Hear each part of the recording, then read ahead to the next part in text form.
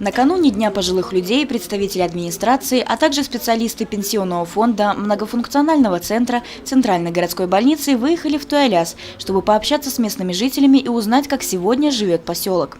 Стоит отметить, что в последние годы здесь делается многое для улучшения жизни и создания комфортных условий для проживания, нередко по инициативе самих жителей. Это один из первых поселков, который действительно все собрали документы, сдали, и в этом году вам сделали водопровод. Все вы об этом знаете.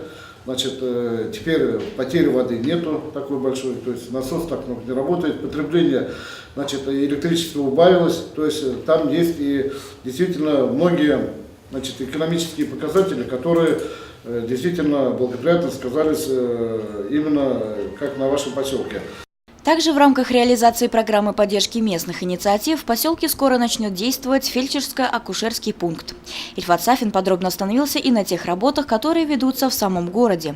Далее встреча продолжилась в формате вопрос-ответ. Жителей волновало плохое состояние дороги, беспорядочный выпас лошадей предприятия «Ситна», график передвижения маршрутного автобуса. Все вопросы взяты на контроль. Далее встречу украсили выступления артистов города. Евдокия Титаренко, Айгуль Хамитова, Алик Кадыров, Гульгина Раскильдина, телекомпания СТВ.